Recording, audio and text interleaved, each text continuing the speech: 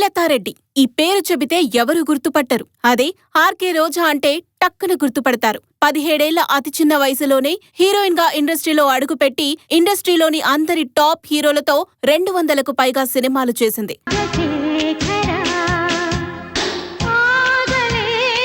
చామన ఛాయ వర్ణమైన చక్కటి నవ్వు, మనసును దోచి అభినయం ఆమె సొంతం. అందుకే దశాబ్ది కాలం పాటు సౌత్ సినిమా ఇండస్ట్రీలో స్టార్ హీరోయిన్ గా రాజ్యమేలింది. తర్వాత రాజకీయ నాయకురాలిగా అవతారమెత్తి నగిరి ఎమ్మెల్యేగా, టూరిజం మంత్రిగా, ఒక మహిళా శక్తిగా, ఫైర్ బ్రాండ్ గా మారింది రోజా. ఒక సాధారణ అమ్మాయి కోట్ల మంది అభిమానాన్ని సొంతం చేసుకోవటమంటే మామూలు విషయం కాదు.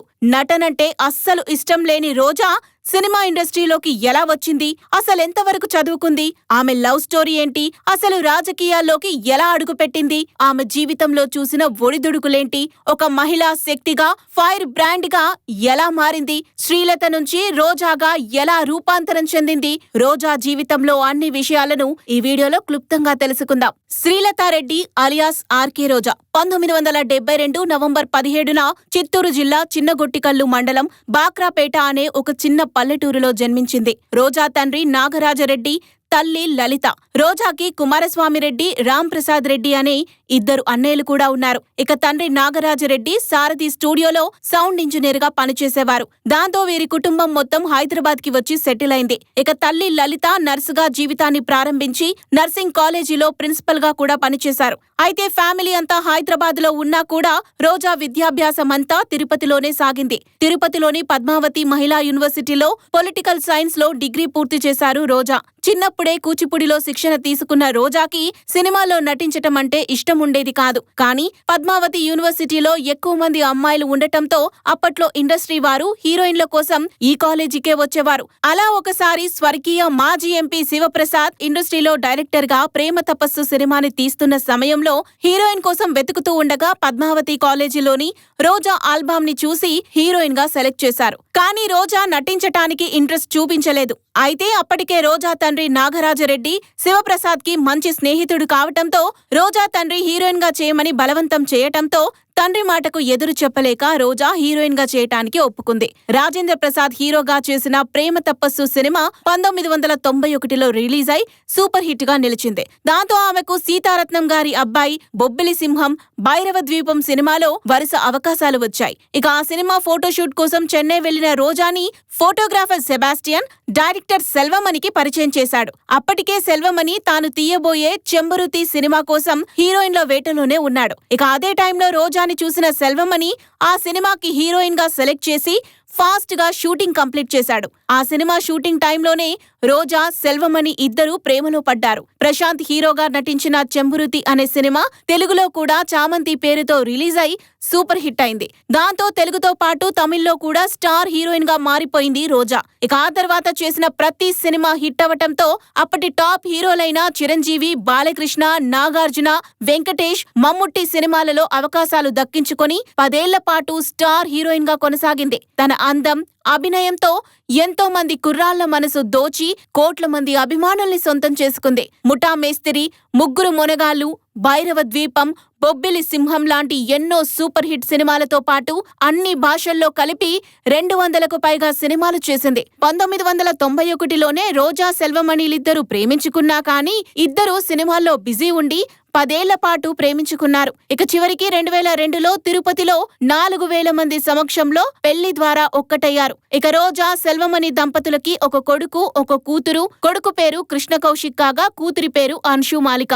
ఇక పెళ్లికి ముందే స్టార్ హీరోయిన్ గా కొనసాగుతున్న టైంలోనే రోజాని ఇండస్ట్రీకి పరిచయం చేసిన మాజీ ఎంపీ శివప్రసాద్ ఒకసారి కలిసి టీడీపీ ప్రచారానికి రావాలని కోరటంతో అప్పటికే స్వతహాగా ఎన్టీఆర్ అభిమాని అయిన రోజా కాదనలేక ప్రచారానికి వెళ్లి అప్పుడప్పుడు పార్టీ ఏర్పాటు చేసే సభల్లో ప్రసంగించేవారు. అలా రోజా ప్రసంగాలకు మంచి రెస్పాన్స్ రావటంతో చంద్రబాబు ఆమెను టీడీపీలోకి ఆహ్వానించి టీడీపీ రాష్ట్ర మహిళా వింగ్ కి అధ్యక్షురాలుగా నియమించటంతో ఆమె రాజకీయ జీవితం ప్రారంభమైంది. ఒక పక్క సినిమాలు చేస్తూనే మరో పక్క రాజకీయాల్లో చురుగ్గా పాల్గొనేవారు రోజా. పెళ్లయ్యాక హీరోయిన్ గా ఛాన్స్ వ్యూవర్సులు తగ్గటంతో అడపాదడపా సినిమాలు చేస్తూ టీడీపీ పార్టీ మహిళా సభలకు నాయకత్వం వహించేది. అలా 2002లో ఆమె ప్రచారాలతో రాజకీయంగా కూడా జనాలకు దగ్గరయ్యారు. ఇక 2004లో నగరి నియోజకవర్గం నుంచి టీడీపీ తరపున ఎమ్మెల్యేగా పోటీ చేసి కాంగ్రెస్ అభ్యర్థి చెంగారెడ్డి చేతిలో 6,000 ఓట్ల తేడాతో ఓడిపోయింది. ఇక రెండవసారి 2009లో జరిగిన ఎన్నికల్లో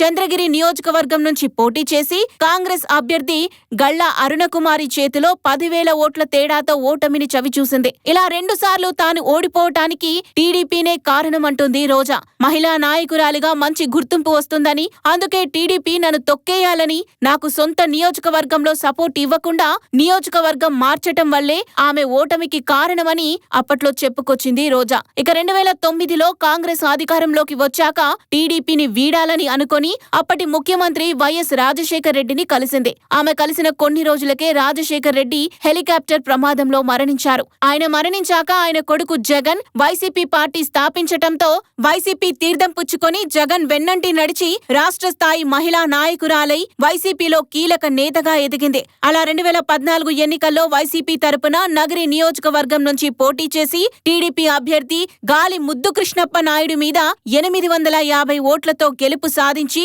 అసెంబ్లీలో అడుగుపెట్టాలన్న తన కలను నెరవేర్చుకుంది. అసెంబ్లీలో టీడీపీపై విరుచుకుపడి ఫైర్ బ్రాండ్ గా మారిపోయింది. మహిళలపై జరుగుతున్న కాల్మనీ, రిషికేశ్వరి ఘటనల మీద పోరాటం చేసింది. జగన్ ని విమర్శించే వారిని ప్రెస్ మీట్లలో చీల్చి చెండాడింది. ఇక అటు రాజకీయంగానే కాకుండా బుల్లితెరలో కూడా కొన్నాళ్లు సందడి చేసింది. జబర్దస్త్, బతుకు జట్కా బండి, junior super stars, modern Mahalakshmi వంటి షోస్ కి జడ్జిగా, హోస్ట్ గా వ్యవహరించింది. అంతేకాక అప్పుడప్పుడు సినిమాల్లో కూడా కనిపించింది. ఇక 2019 ఎన్నికల్లో మళ్లీ వైసీపీ తరపున నగరి నియోజకవర్గం నుంచి పోటీ చేసి టీడీపీ అభ్యర్థి గాలి భానుప్రకాష్ మీద 2,708 ఓట్ల మెజారిటీతో గెలుపొంది టూరిజం మంత్రిగా బాధ్యతలు చేపట్టింది. ఇక వైసీపీ తరపున మహిళల నుండి మాట్లాడే నాయకురాలలో రోజా ముఖ్య నాయకురాలు. అసెంబ్లీలో చంద్రబాబును ఎదిరించి మాట్లాడే సత్తా మహిళల్లో రోజాకి మాత్రమే సొంతం. అయితే దానికి కౌంటర్ గా టీడీపీ నాయకులు కూడా యాంటీ, ఐరన్ లెగ్ అని విమర్శలు చేసేవాళ్లు. అది సహించని రోజా తనను విమర్శించే వారికి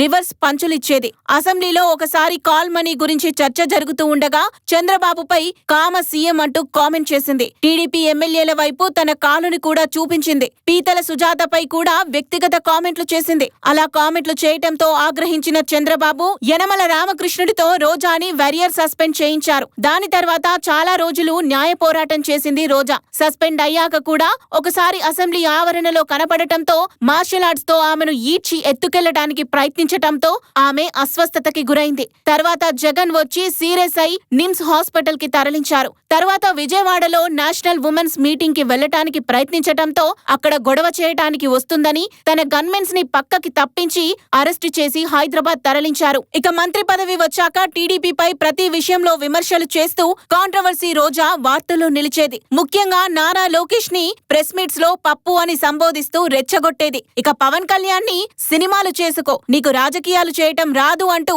జన సైనికులను రెచ్చగొట్టేది. దాంతో టీడీపీ అభిమానులు అటు జన సైనికులు కలిసి రోజాపై రికార్డింగ్ డాన్స్ ఆంటీ అంటూ కామెంట్లతో దండయాత్ర చేశారు. ఇక రీసెంట్ గా స్కిల్ డెవలప్మెంట్ స్కామ్ లో చంద్రబాబు అరెస్ట్ అయిన నేపథ్యంలో టీడీపీ నాయకులు నిరసనలు చేస్తుంటే వైసీపీ నాయకులు వారిని విమర్శిస్తున్నారు. చంద్రబాబు కుటుంబం బయటకొచ్చి అలాంటి వాటిపై ఆవేదన వ్యక్తం చేస్తున్న తరుణంలో రోజా కూడా భువనేశ్వరిని అనరాని మాటలు అన్నారు. దీంతో టీడీపీ మాజీ మంత్రి బండారు సత్యనారాయణమూర్తి ఆమెపై తీవ్ర స్థాయిలో మండిపడ్డారు. నువ్వు ఏ గెస్ట్ హౌస్ లో కాపురం చేశావో నాకు తెలుసు. అప్పుడు నువ్వు నల్గొండకు ఎందుకు వచ్చావు? అసలు నీది నోరేనా? పిచ్చి పిచ్చిగా మాట్లాడతావా? నువ్వు ఏ లాడ్జిలో పడుకున్నావో ఆ వీడియోలన్నీ బయట పెడతాను. వెధవ పనులు చేసి సినీ రంగాన్నే విమర్శిస్తావా?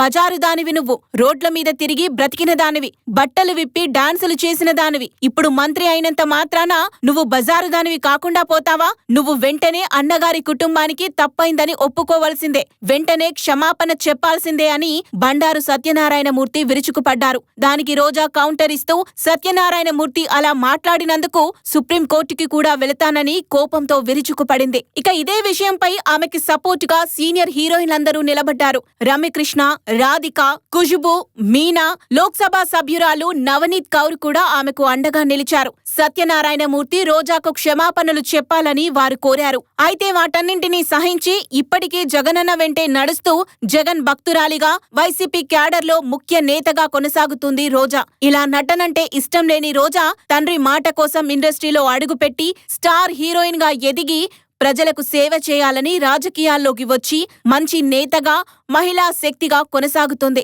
ఇలాగే రోజా ప్రజలకు సేవ చేస్తూ మరెన్నో విజయాలు సాధించి దూసుకుపోవాలని కోరుకుంటూ రోజాపై మీ అభిప్రాయాన్ని కామెంట్ రూపంలో తెలియజేయండి.